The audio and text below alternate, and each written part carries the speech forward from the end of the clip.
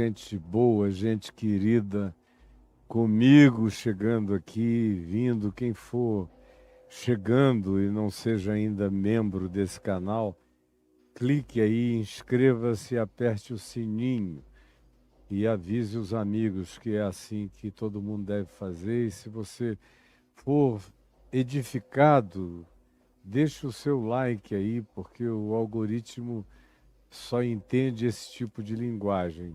Ele não consegue escanear a alegria do seu coração, nem ler pela íris dos seus olhinhos, nem tem um sensor de vibração da sua alegria transmitida através das múltiplas manifestações de energia sutil do seu ser.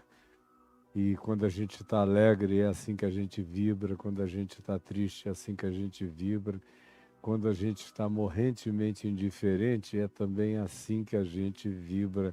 A gente vibra sempre. Nós estamos vivos, ainda que muita gente sem nenhuma vida de consciência, nenhuma vida na alma, nenhuma vida no espírito, mas tem a sua vibração animal, energética, acontecendo para o bem e para o mal o tempo todo. Nenhum de nós foge disso. Nós estamos falando, desde ontem, sobre Jesus, o incontaminável. Você lembra disso aqui comigo? Lembra disso aqui comigo? Jesus, o incontaminável. Aí a gente viu, e eu pedi licença a vocês outra vez, para deixarmos o texto, a sequência escorreita de Mateus no capítulo 9, que era onde estamos, e tratar do assunto aqui no Evangelho de Marcos, pela mesma razão que eu pedi essa licença quando a gente falou do louco da montanha, do Gerazeno, em Marcos 5, que eu vim lá do capítulo 8 de Mateus para Marcos 5, porque achei que a desenvoltura textual era mais pedagogicamente simples para a absorção de todo mundo e para aquilo que eu achava que deveria ser uma temática mínima a ser abordada durante a exposição. Eu expliquei ontem que a mesma coisa eu estou fazendo agora, deixando o texto de Mateus no capítulo 9, verso 18 em diante, e vindo aqui para Marcos no capítulo 5, do verso 21 até o 43. E ontem eu me concentrei aqui no aspecto dos contextos e das implicações dele em relação à mensagem veemente que eles carregam e trazem sobre a incontaminabilidade de Jesus, como ele é incontaminável, como ele não está nem aí para as ablações, para as purificações, para os rituais de limpeza energética. Jesus não quer saber disso. Não há um único lugar em Jesus em que ele diga: eu preciso primeiro me purificar para esta ação. Ou eu preciso deixar sair essa energia negativa de mim. Isso aí é uma mecânica ritualística de percepção psicoenergética dos povos, dos xamãs, dos pajés, dos sacerdotes, dos meditativos e meditadores, de grupos de meditação e de religiões diferentes no mundo, todas elas têm as suas dietas, preste atenção, têm as suas dietas. Se você comer determinadas comidas, você fica impuro para certas atividades espirituais ou para certos desenvolvimentos. Todas elas têm os seus rituais de purificação, seus banhos, com as suas ervas, com as suas chamas de purificação, com os seus incensos de purificação, todas elas têm os seus exercícios de transcendência, exatamente todas elas, em qualquer lugar da Terra. E todas elas têm os seus elementos sacrossantos, os seus elementos de sacralização e sacralidade, que são aquelas coisas que foram tiradas de um cotidiano natural, na qual elas seriam no máximo um cálice, para virarem uma espécie de santo grau, pela projeção do olhar. É o olhar que decide o sagrado. Nada é sagrado de si mesmo.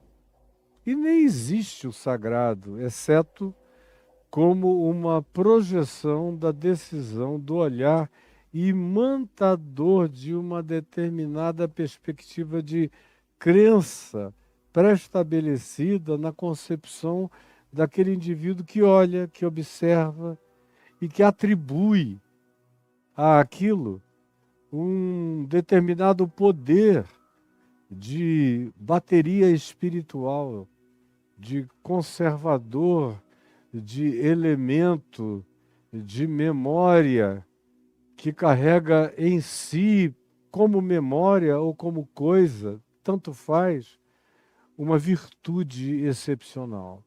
Isso é relíquia, isso é sagrado, isso é tirado do uso comum e passa a ser consagrado a uma determinada única finalidade. Todas as religiões, todos os mecanismos ritualísticos ou de sistematização psicorritual desenvolvido, e você pode ver isso em todas as expressões antropológicas do planeta, todas elas têm a mesma coisa, incluindo o judaísmo. Preste atenção, incluindo o judaísmo. O judaísmo começou com praticamente nenhum ritual.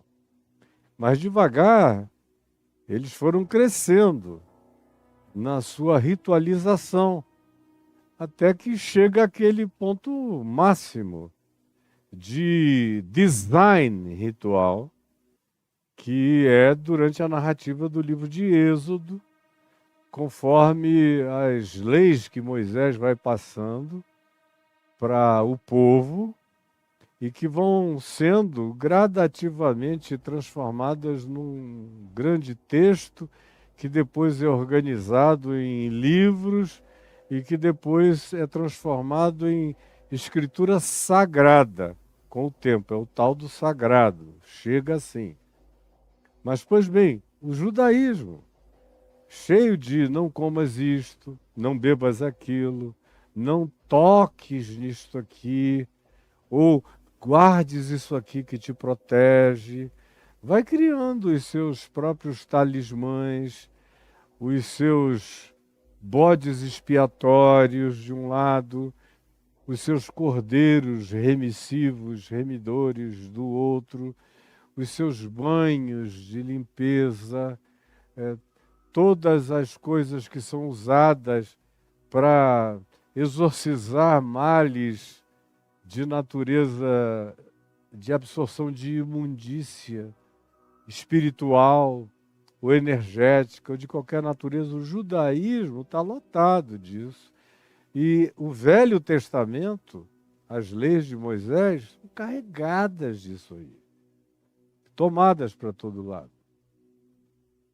Aí, de repente, você vê, por exemplo, que os profetas são pessoas em quem você não encontra esse tipo de ritualização, porque são marginais do processo religioso, todos eles, com exceção de Isaías, que não foi marginalizado de saída, mas veio a ser marginalizado, tanto é que a tradição judaica diz que ele foi morto cerrado ao meio, por não ser uma pessoa que se tornava coerente com o desejo da sequência do que veio a seguir, depois de Ezequias e da continuidade das outras autoridades de Israel, ele caiu em desgraça posteriormente.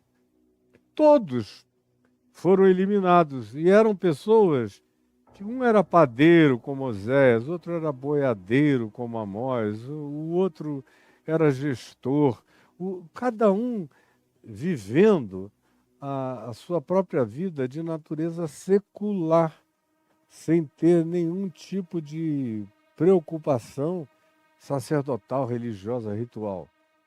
Esses foram os homens que, no geral, no Velho Testamento, Deus escolheu para serem os profetas. Todos eles foram assim. Agora veja, quando você chega em Jesus, você antes é precedido no texto da sequência bíblica pelo profeta Malaquias, que é aquele profeta veemente com relação a quem me dera houvesse alguém que fechasse as portas desse templo, acabasse com esses rituais. Esse negócio é nojento. Vocês confiam nessa mecânica. Isso aí virou uma feitiçaria praticada em nome de Moisés, das leis de Moisés, dos rituais de Moisés, dos sacrifícios de Moisés, mas eles me são abomináveis. Leia aí Malaquias, último livro do Velho Testamento, capítulos 1, 2, valendo. Me são abomináveis e vocês juntam toda essa liturgia sacrossanta de vocês com a iniquidade abundante que vocês praticam. É um negócio nojento. É uma magia negra da pior natureza e qualidade. Quem me dera alguém fechasse as portas desse templo de vez. Aí, quando você chega tomando a sequência do livro chamado Bíblia, da biblioteca que está aqui, ó, na minha frente, isso é uma biblioteca, Biblos, que significa biblioteca. Na sequência da biblioteca, no intervalo de 400 anos, chega a história de Jesus, que a gente vem acompanhando aqui em Mateus. E hoje estamos no texto de Marcos, no capítulo 5, mas na mesma história, na mesma sequência de Mateus, capítulo 9. Você encontra Jesus. E você não o vê fazer nenhuma dessas coisas. O próprio batismo de João Batista, que era um batismo ritual para purificação de pecados mediante a confissão de arrependimento, preste atenção, estou falando aqui pedagógico e calmamente, não desperdice nada. Tudo é essencial para você. Então, o batismo de João Batista, que era ativado não pela água, como se a água em si fosse o elemento de purificação energética dos pecados das pessoas, não era a água. João mesmo diz aos fariseus, raça de víboras, por que vocês procuram essa água? Vão produzir fruto digno de arrependimento. Depois venham aqui, arrependidamente para serem batizados, porque não é a água. Não é a água é uma exteriorização de uma atitude interior no coração de vocês. Se não houver essa interioridade batizada, renovada, reiniciada, restartada, resetada, pela consciência nova em Cristo Jesus, nada do lado de fora vai melhorar vocês em coisa alguma, vai só distrair, vai ter um papel paliativo, passageiro, distrativo. Mas amanhã vocês vão ter que fazer tudo outra vez, porque nada é duradouro. Nada disso é permanente, nada disso fica. Só o que permanece para sempre é a palavra de Deus plantada em nós. Se a palavra de Deus não for plantada em mim, nada fica. Aí você veja, vem João Batista antes de Jesus, batizando para arrependimento, purificação de pecados, preparando a vinda do Senhor. Aí vem o Senhor e vai ser batizado. por João Batista. João olha e diz, não precisa, tu não. Aí Jesus diz, deixa por enquanto. Deixa por enquanto, é a resposta de Jesus. Para que se cumpra toda a justiça que tu estás aqui trazendo, encarnando, propondo na pregação profética que tu carregas, com essa convocação a arrependimento, deixa, let it be, pode me batizar. Eu estou me identificando visceralmente com aqueles aos quais eu vim salvar. Tu estás e vais me batizar com água, eu vou batizar o mundo com o meu sangue na cruz. Por isso João sabia que ele era o Cordeiro de Deus, Jesus, que tira o pecado do mundo, não é? A água do batismo de João é o sangue do Cordeiro, que simbolicamente batiza, diz o apóstolo João na primeira epístola, capítulo 2, verso 1, não somente os nossos próprios pecados, ele cobre e perdoa e faz propiciação, mas ainda pelos do mundo inteiro. Pois bem, o próprio Jesus que vem depois de ser batizado por João não dá nenhuma ênfase em batismo. Durante os 3 anos e meio da sua caminhada aqui entre nós, para lá e para cá, na região chamada Palestina, ou na terra de Israel, como vocês desejem, ou de ambos os povos, ou de todos os povos, ou de quem quer que queira. Tanto faz. Para Jesus, esse não foi um tema.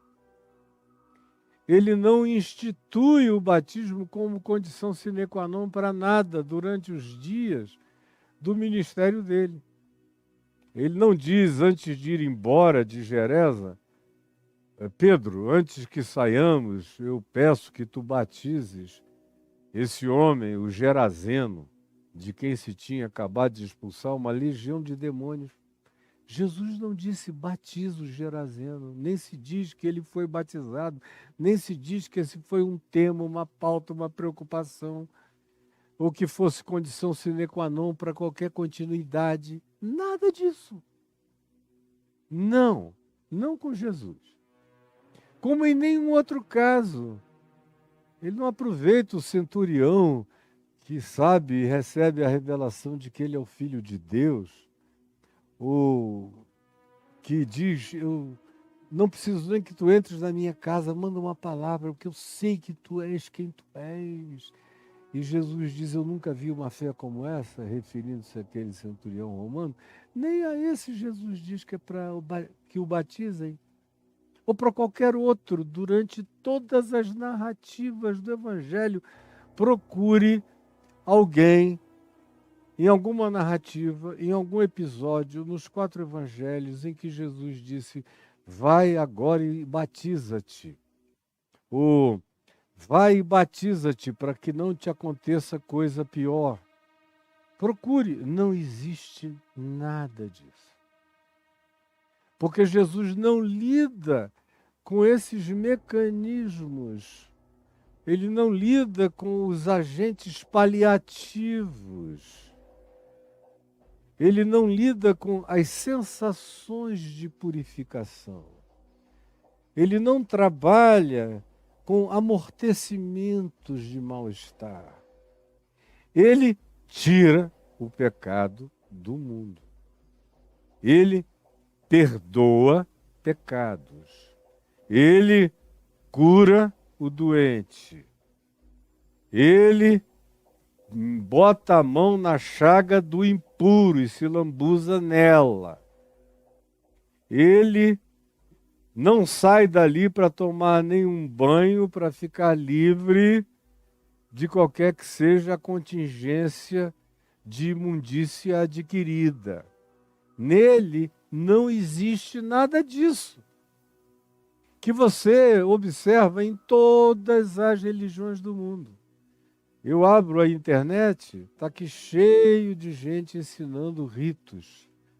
Rito de purificação disso ou daquilo, ritos de meditação, ritos de alinhamento vibracional. Há uma série de coisas há uma série de coisas que são completamente compreensíveis. Eu compreendo.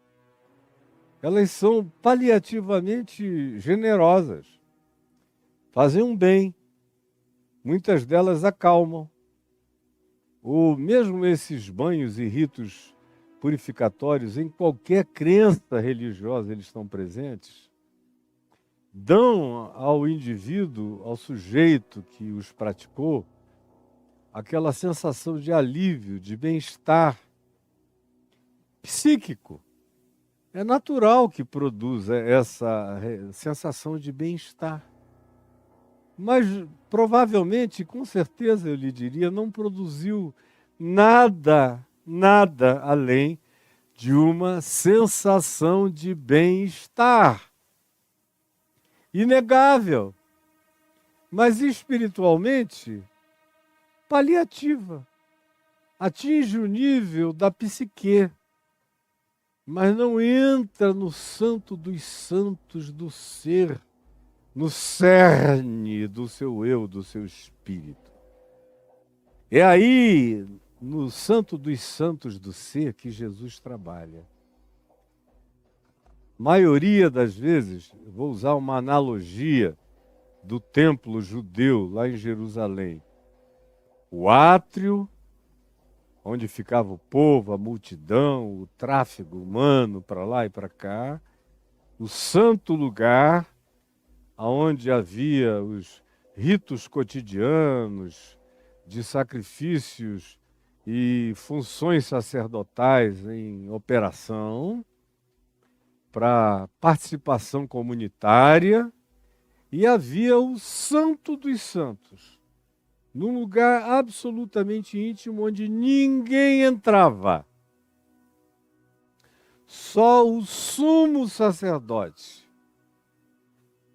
Uma vez no ano, no dia do perdão chamado Yom Kippur. O único dia em que aquele lugar é entrado, onde ficavam a Arca da Aliança, com a vara de Arão, que florescera, com as tábuas da lei, com exemplares do maná, que nos dias de Jesus já nem existia mais, porque a arca tinha desaparecido. A última notícia dela é muito antiga, é anterior ao exílio para a Babilônia. Então, no templo dos dias de Jesus, nem a Arca da Aliança estava presente. Mas o santuário, o Santo dos Santos, estava lá. Então, usando como analogia, ter essas religiões do povo, que você assiste aí, bem populares, bem folk religion, bem nessa loucura do bate, roda, agita, grita, salta, pula, dá cambalhota, enfim, a religião do suor, da torcida organizada, do tambor, do excitamento, da trombeta, do barulho, disso tudo, é como um mercado silencioso. Não faz você comprar nada. Tem que ter ruidosidade. Assim é o átrio religioso para 90% das pessoas religiosas no planeta Terra, elas habitam o átrio externo. Elas entram, elas saem, seja onde seja. Seja numa mesquita, seja numa igreja, seja num santuário budista, ou maoísta, ou taoísta, onde você quiser. Tem o povo do átrio, aí tem um segundo nível, que é o pessoal de maior busca de sacerdotalidade, de maior proximidade, de maior concentração, de maior meditação, de maior desenvolvimento nessa busca consciente, pedagógica de aprendizagem, mas estão aí ainda nesse santo lugar. Jesus, todavia, é o único que opera dentro do Santo dos Santos. Como diz a Epístola aos Hebreus, ele é o sumo sacerdote que entrou de uma vez para sempre, no Santo dos Santos. E tudo que ele realiza, tudo que ele opera, de maneira definitiva na existência humana, ele opera nesse Santo dos Santos. É aí dentro que ele perdoa o pecado essencial de todos nós, que ele planta a semente da divindade na gente, que ele coloca a certeza da esperança e da exultação eterna no coração da gente, que ele coloca a âncora da vida eterna dentro de nós, que ele rasga o véu e nos deixa e nos faz divisar a glória divina que nos aguarda como vocação para ser.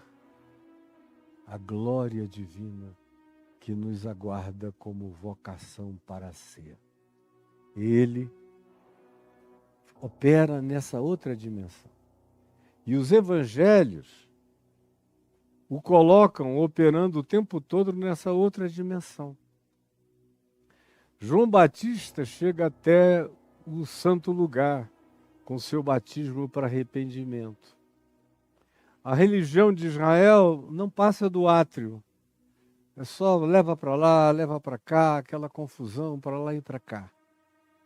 Jesus é o único que entra nessa dimensão do profundo, do secreto do ser da gente, onde os conceitos são todos invertidos e a engenharia cognitiva é reversa em relação à ambientação da exterioridade, dos átrios, da confusão, da bagunça, da frequência religiosa, do passa-boi, passa-carneiro, da negociação dos cambistas e dos dízimos e das ofertas e das confusões para lá e para cá, ou das meditações, ou das vibrações, ou do que você queira, dependendo do seu grupo religioso.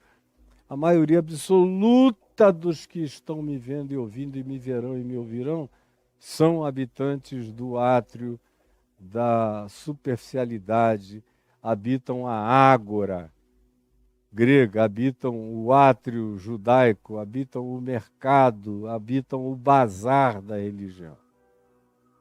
Tem uns outros um pouco mais academizados, ou espiritualizados, ou disciplinados, ou preocupados com buscas mais intelectivas, ou com silêncios psicologicamente mais lúcidos, e que são os habitantes desse santo lugar.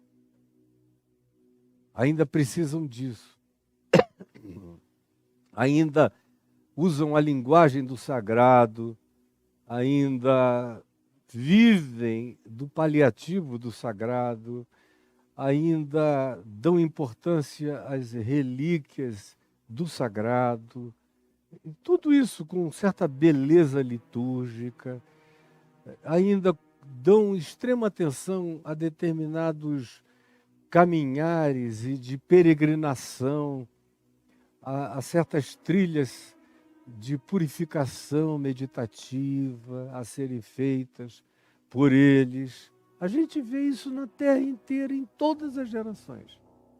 O lugar onde você encontra Deus cara a cara, sem nenhuma ritualização, exceto um partir do pão e um tomar do cálice, que não é para ser feito senão toda vez que comamos ou toda vez que bebamos. Isso não é para ser considerado sagrado, mas é tratado como uma coisa santa. É a santificação do meu cotidiano, é a cotidianização da santidade na minha vida através de cada ato da existência. Não são atos separados para isso, a existência toda em Jesus é santa. A natureza das coisas, os movimentos todos, o parir do filho, o abraçar do filho, o amamentar do filho, o cuidar do pai e da mãe do velho, o levantar o amigo, o botar os amigos numa determinada condição para levarem-no para receber uma bênção, como aqueles que fizeram isso pelo amigo que Jesus veio a curar, conforme a narrativa anterior que vocês já acompanharam. Ou qualquer outra coisa que se faça, como diz Paulo, quer comais, quer bebais, ou façais qualquer outra coisa, fazei tudo em nome do Senhor Jesus, dando por tudo graças ao nosso Deus e Pai. Por tudo. Então, não existe o sacro no Evangelho, existe a santificação de todos os caminhos. É todo ser que respira louvando ao Senhor em tudo que faz com lucidez e consciência. Então, isso está tudo dentro do que eu disse ontem e do que eu vou terminar dizendo agora. Aí Jesus chega, vem da terra dos porqueiros, libertou o homem que vivia nos cemitérios, manda os demônios entrarem nos porcos, fica conversando com o homem que metia a mão em carne podre de gente, que a gente não sabe nem que tipo de experiências parafílicas, de natureza necrófila, esse indivíduo possa ter praticado nos cemitérios durante anos e anos e anos. Está ali vestido, sentado agora em perfeito juízo aos pés de Jesus. Pede para seguir Jesus, diz não, vai para a tua casa, conta para os teus o que Deus fez por ti. Atravessa para o outro lado, quando chega do lado de lá, de acordo com essa narrativa objetiva de Marcos, a de Mateus tem o chamado de Mateus, a festa de Mateus, o diálogo com os fariseus e com os discípulos de João Batista, e aí vem a casa de Jairo, Jairo com seu pedido, o chefe da sinagoga, que eu disse ontem.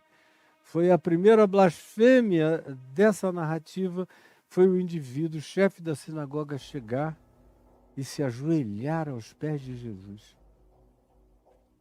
Isso aqui, se tivesse sido em Jerusalém, esse cara teria sido apedrejado na hora pelos líderes religiosos de Israel, na hora. Vir e se ajoelhar diante de Jesus. Aí eu falei, tem a outra blasfêmia para com a lei de Moisés, que é a transgressão de Jesus, de ter vindo de um lugar de gentios emporcalhados, literalmente, numa relação toda contaminante, conforme o livro de Levíticos e as leis de Moisés e tudo isso. E ainda diz que vai para a casa do homem que tinha cometido a blasfêmia de adorá-lo. Ele diz, eu vou lá, todo assim,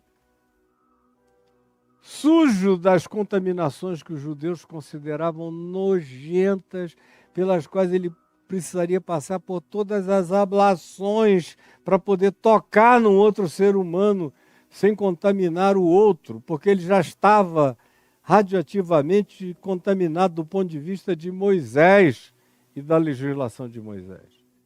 Mas Jesus, que não está nem aí para isso, como eu disse a vocês todos ontem, pormenorizadamente, disse, eu vou. E foi. E o texto diz que ele vai até a casa do homem que é chefe da sinagoga e diz, bem, aí tem um acontecimento no meio desse caminho, que é o que eu quero falar com você agora, preste atenção. Quando ele está indo para a casa de Jairo, ali mesmo em Cafarnaum, e a sinagoga está bem na frente da cidade, sempre esteve bem na frente da cidade, ele está indo, e o chefe da sinagoga não devia morar tão distante da sinagoga. Está indo para uma espécie de casa paroquial.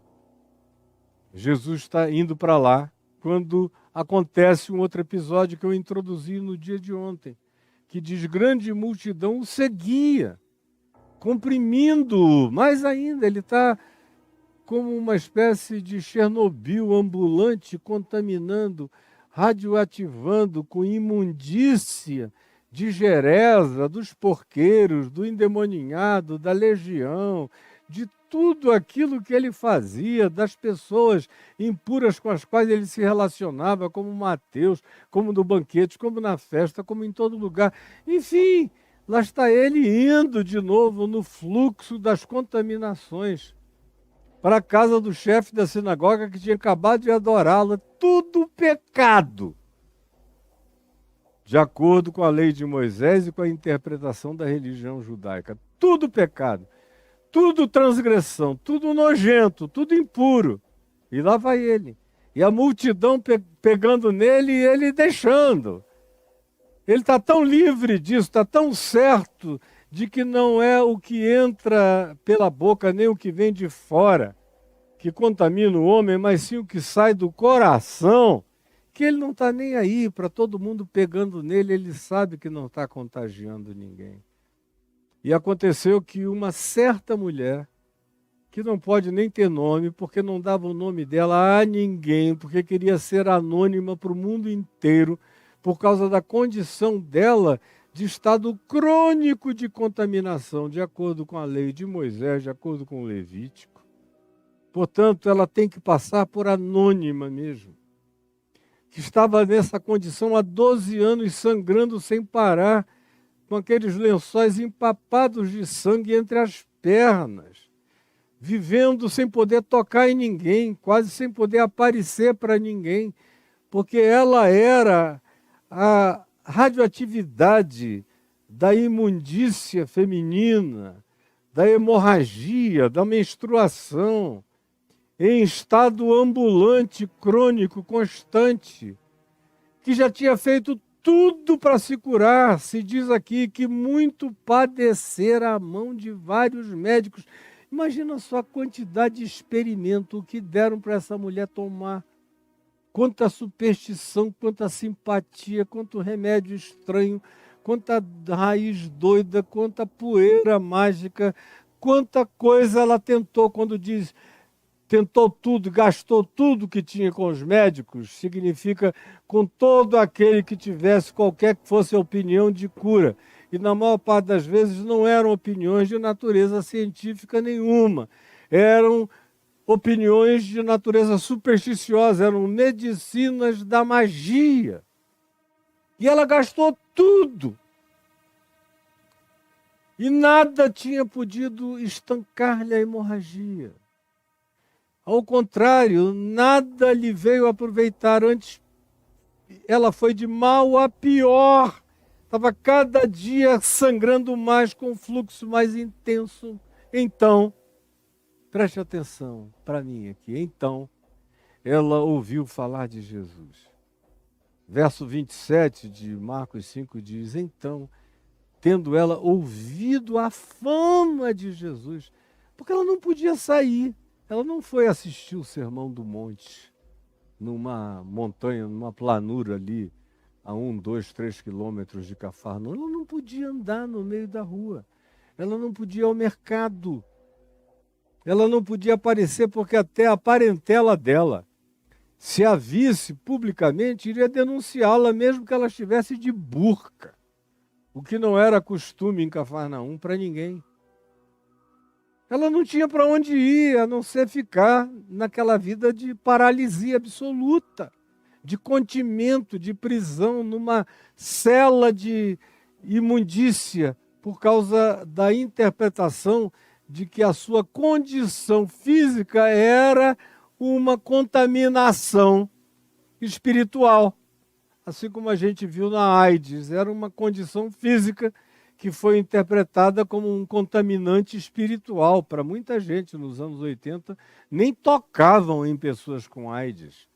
E em várias outras condições. A ignorância vai determinando os tabus.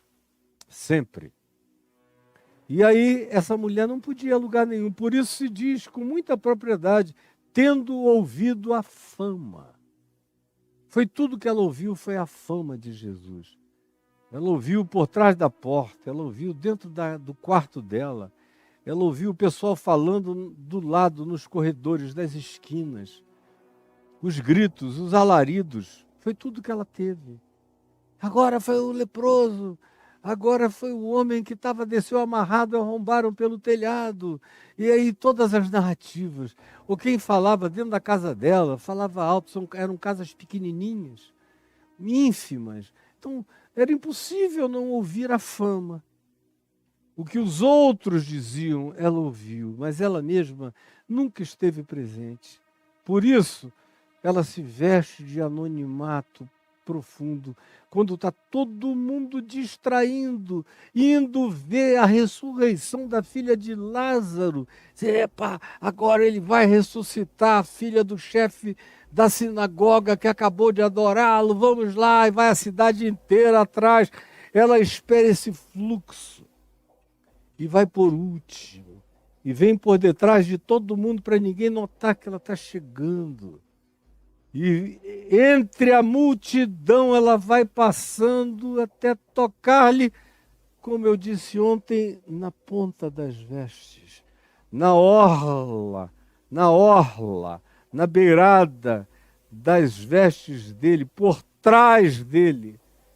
Porque não tinha coragem de vir pela frente dele, veio por trás e tocou-lhe as vestes. Porque dizia consigo mesmo, ela não tinha ouvido muita coisa, mas a fama era o bastante. De que ele ensinava amor, perdão, misericórdia, compaixão, acolhimento, que ele atendia todo mundo, que ele não fazia acepção de pessoas, que ele era diferente de tudo e de todos, que ele não tinha nenhuma fórmula pronta, que cada pessoa com a sua demanda pessoal demandava a sua forma pessoal, a forma pessoal de Jesus de tratar aquele indivíduo conforme a sua necessidade. Nada estava pré-escrito, tudo era conforme a demanda da carência da pessoa que o procurasse. E não havia nenhuma receita que virasse amuleto para qualquer desses tratamentos. Vem a mulher por trás e toca na orla das suas vestes. Na mesma hora, ela que fez isso, sentiu nela mesma lhe estancar a hemorragia. Ela sentiu a parada, aquele contrafluxo. Uma pessoa que vaza 12 anos sem parar, sabe quando para de vazar. Sentiu parar o estancamento da hemorragia no seu corpo.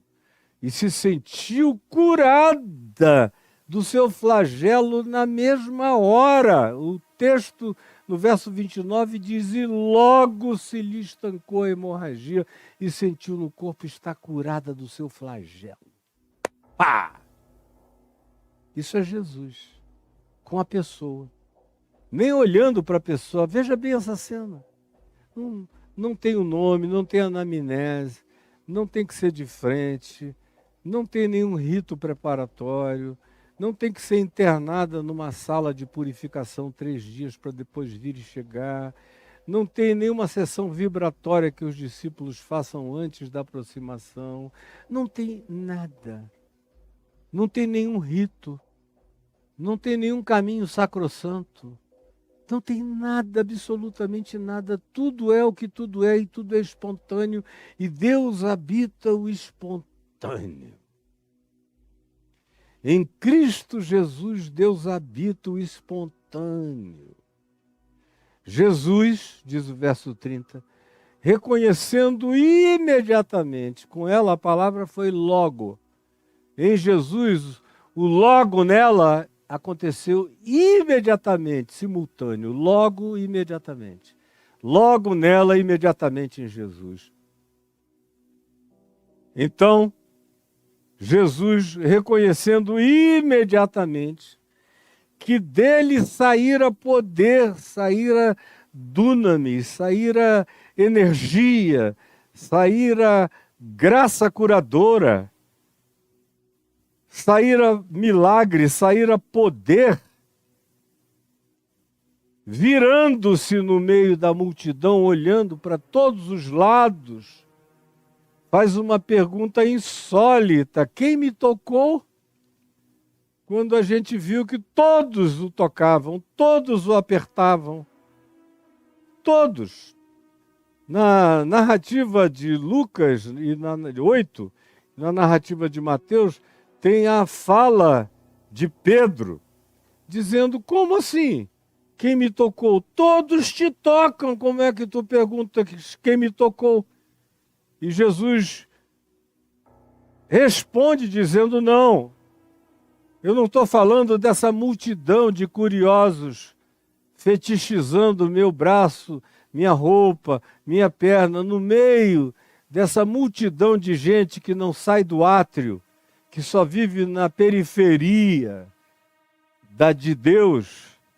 Eu não estou falando desses, não estou falando dos frequentadores dessa multidão de curiosos, que nunca serão outra coisa a não ser curiosos. Eu não estou falando desses toques do deixa eu ver o que acontece. Não, eu estou falando da certeza de uma pessoa que recebeu. Foi a única que me tocou. Centenas me apalpam, mas só uma me tocou, porque só uma me tocou com fé genuína, sincera e verdadeira, e de todo o coração. Esse é o único toque que eu sinto. Os outros, eu só sei que estão acontecendo, mas não tem ninguém me tocando, só estão me apalpando. Ela me pegou, porque eu só sou pegável pela fé. Eu só sou palpável pela fé. Eu só sou acessível pela fé. Eu estou falando dessa pessoa. Cadê ela? Cadê ela? Quem me tocou? Ele, porém, olhava ao redor para ver aquela que fizera isto. Ele mesmo estava olhando, procurando. Cadê? Aonde está? Porque ele sabia. Então, a mulher, atemorizada e tremendo, porque, meu Deus, atemorizada de quê? Do que a multidão podia fazer. Porque ela iria o quê? Tirar a roupa, levantar tudo, tirar o lençol empapado de entre as pernas, para pedir para examinarem numa posição ginecológica no meio da praça de Cafarnaum, para todo mundo ver que tinha estancado a hemorragia dela, e mesmo que ela se submetesse a um patético e insólito exame público dessa natureza, a própria pessoa dela ainda era contaminada, a roupa dela, os lençóis dela, o sangue dela, ela ainda era a contaminação. Era como um Chernobyl, não está mais vazando radioatividade, mas a contaminação está lá, do ponto de vista da interpretação religiosa da multidão. É por isso que ela também está tomada de medo, atemorizada e tremendo, atemorizada do povo. Por outro lado, tomada por um temor espiritual, porque ela viu que Deus metera a mão nela, no útero dela, no ovário dela, na dor dela, no sangramento dela, meter a mão nesse lugar considerado contaminado, que Deus em Cristo Jesus fora o ginecologista da doença dela, sem nenhuma contaminação, porque Jesus é o incontaminável. E além de tudo, atemorizada não só por causa do povo, mas por causa do que nela se operara. Esse temor de Deus, Deus está presente, meu Deus, Ele está conosco, e tremendo pelo impacto, pelo choque, de ter sido visitada pela eternidade, pelo instante e momento eterno da graça infinita de Deus. Tremendo toda, ela todavia se aproxima. Côncia, eu gosto dessas expressões, côncia do que nela se operara. Lúcida a respeito do fato de que entre ela e Jesus tinha se estabelecido um liame, um vínculo, uma conexão, um enlace transquântico eterno. Côncia do que nela se operara, veio, prostrou-se diante dele, ela dá uma levantadinha toda trêmula, com aquele povo espalhando, porque era ela. E ela se prostra diante de Jesus, é a segunda a se prostrar. Primeiro foi o chefe da sinagoga, que vem e se prostra diante do impuro que está vindo da legião de demônios e dos porqueiros, que é Jesus. E agora essa mulher imunda, impura, que se prostra diante do imundo santo que está vindo da libertação do endemoniado de Gerasa. E passando e tocando e sendo tocado, sem se contaminar, porque ele é o incontaminável.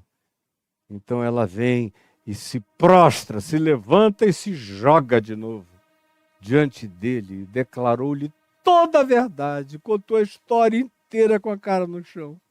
E aquela multidão que a conhecia desde sempre, ouvindo os ecos daquela narrativa entre soluços, toda trêmula.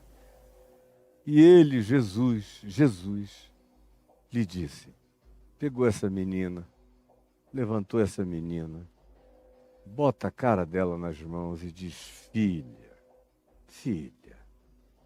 minha filha, a tua fé te salvou. E a palavra salvou usada aqui é a mesma que também designa cura.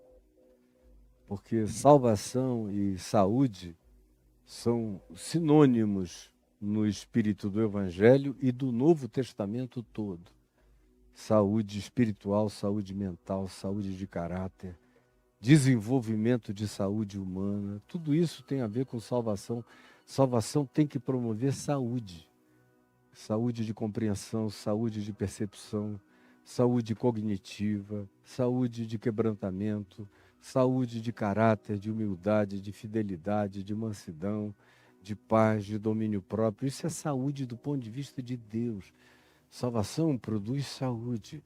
A tua fé te salvou. Vai-te em paz, vai em paz. Acabou o tempo da tua agonia. Cessou aqui a tua aflição para sempre. Vai-te em paz, fica livre do teu mal. Fica livre do teu mal. Meu Deus, isso é o Evangelho. É o Evangelho nesse espírito aqui. Em todos os tratos da vida, esse aqui é o Evangelho. O que não carregar esse espírito, esse trato, esse olhar, essa interpretação, esse carinho, essa gentileza, essa percepção diferenciada, essa inclusão sem acepção de pessoas. O que não carregar essa incontaminabilidade, essa incontaminação praticada por Jesus, admitida por Jesus. O que não for exatamente desse modo, em qualquer que seja a natureza de aplicação relacional na existência, não é evangelho. Pode ser feito em nome de Jesus, com a bandeira de Jesus, com a bandeira de Israel, fica pior ainda, com qualquer que seja o ritual, com qualquer que seja o salameleque, com qualquer que seja o incensamento, com qualquer que seja a arquitetura, ou a cenografia, ou a teatralização do milagre, não tem nada a ver com Jesus. Ele diz a esses, eu nunca vos conheci. Mesmo que vocês tenham dito Senhor, Senhor, ou tenham dito que fizeram milagres e profecias e exorcismos em meu nome, eu nunca vos conheci.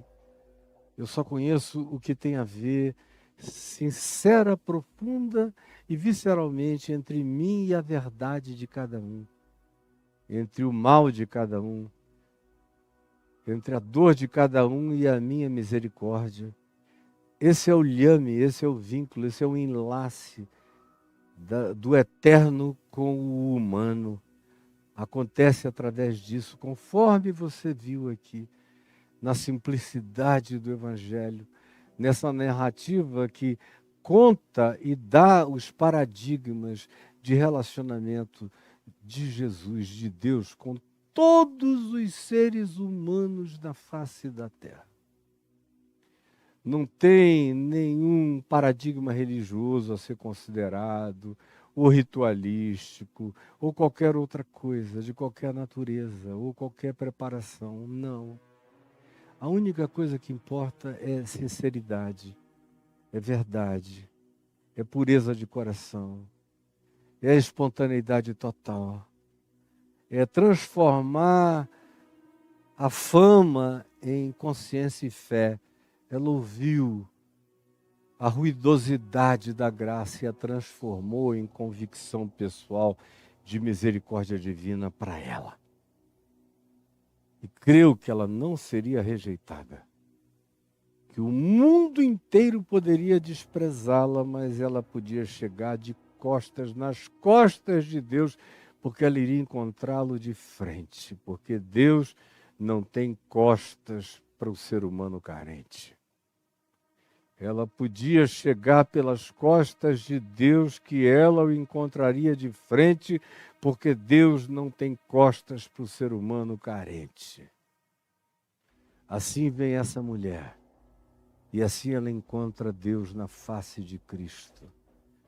Filha, a tua fé te salvou, te curou, te purificou, te santificou, te botou livre para sempre.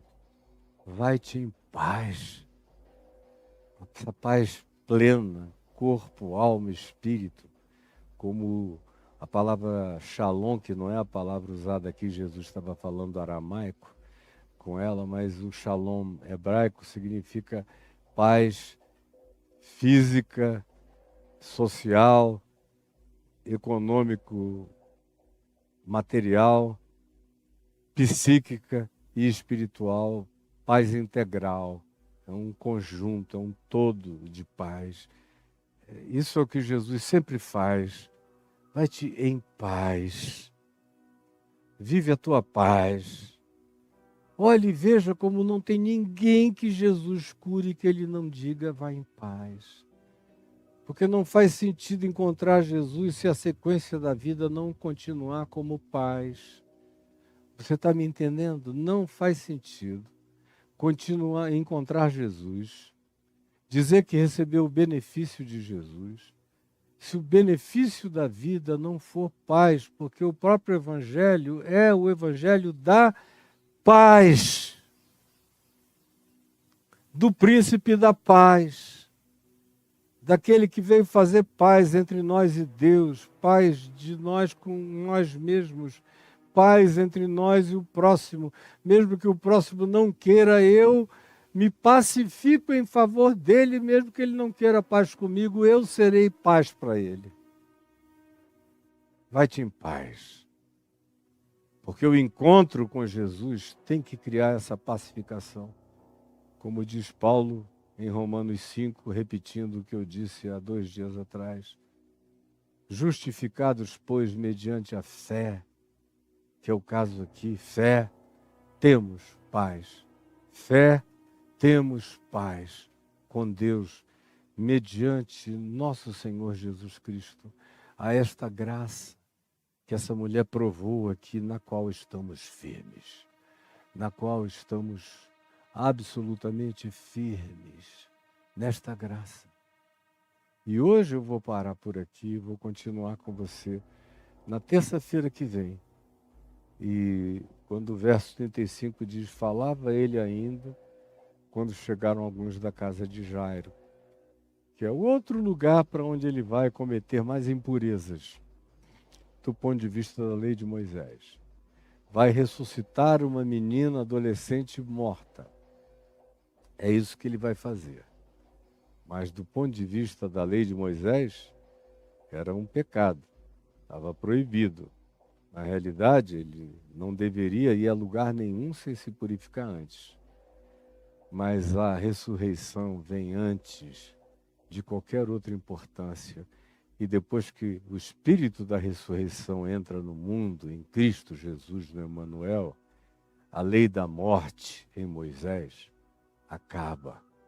E começa agora a vitória da lei da vida, da santificação, da purificação na graça, que atravessa da terra dos imundos para dentro de qualquer outro lugar, sem contaminar nada, incontaminado, Essa é a viagem do Evangelho e do benefício do Evangelho para mim, que em Cristo Jesus aprendo também a me tornar um ser incontaminável.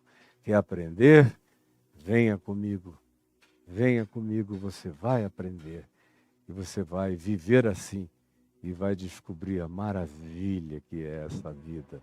Desse modo, com essa consciência, com essa liberdade, com essa paz, com essa tranquilidade de mente e de espírito em Cristo Jesus, olhando o mundo com essa iluminação purificadora na direção de todos os seres humanos do planeta. Senhor Jesus, eu peço que essa palavra singela, porém mais profunda do que qualquer profundidade filosófica ou psicológica, chegue ao lugar mais íntimo, ao santo dos santos do ser, de todos os que me veem, verão, ouvirão e internalizarão essa compreensão para nunca mais serem os mesmos, nunca mais andarem no espírito da imundícia nem da contaminação, nem aceitando o que outros designam contra eles como pessoas filhas do apartheid, da separação, do fosso, da vala, da marginalização. Nunca mais aceitarão isso, porque não são isto para Deus em Cristo Jesus. E vão em paz, irão em paz, saudáveis, viver as suas próprias vidas, santificadas em Cristo Jesus. Por favor, realize esse bem no coração de todos aqueles que queiram. De todos aqueles que queiram, é o que eu te imploro. Em nome de Jesus. Amém e amém.